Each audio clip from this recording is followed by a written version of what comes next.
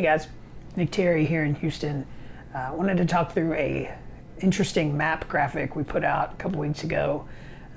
Instead of just being a heat absorption map, as far as which submarkets absorbed the highest number of square footage, we actually took an interesting slant on it when Lita in our research department sent me the map to look at. I said, hey, can you give me a second vertical and let's talk about percentage of available space that was absorbed throughout the year. So what you put together is pretty awesome. I'll post a link to it here, and I shared it a week or two ago.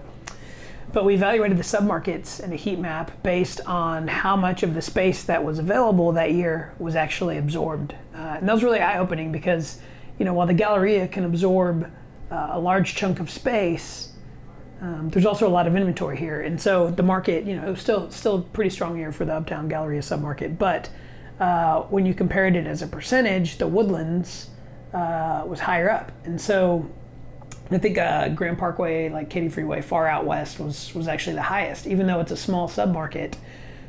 When you look at it by inventory, when you look at how many deals are going out there, it was very, very active, and that's very, very important to know.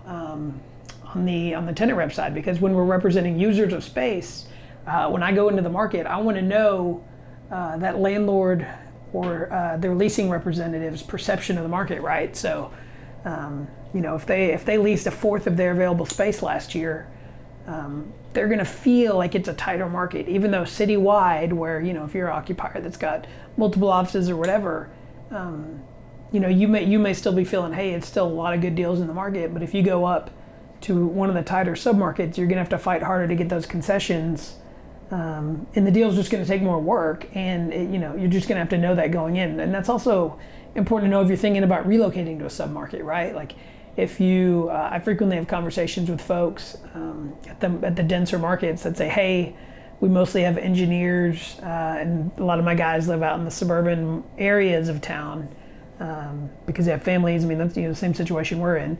That's why we live out by the lake, because houses are cheaper and you can get more space. So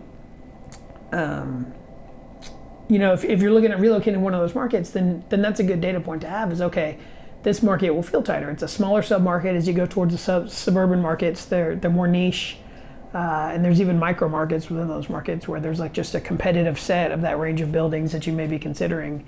And being able to analyze those deals on that level as a percentage of the available that was transacted last year, it's good to know.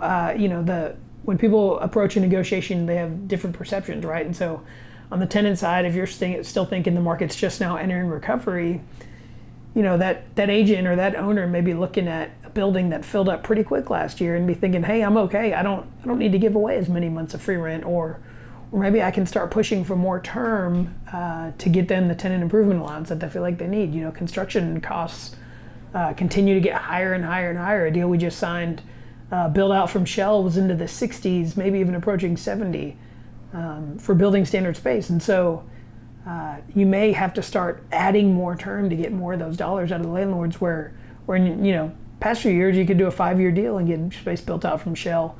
A lot of those deals are getting off the table in the tighter submarkets. So it's important for it to consider. I'm going to post a link to it here in the comments. Definitely give me a call. Give me a shout if you got any questions. You can reach me directly at 713-985-4612, or also on Twitter, Nick Terry, CRE. Thanks, guys.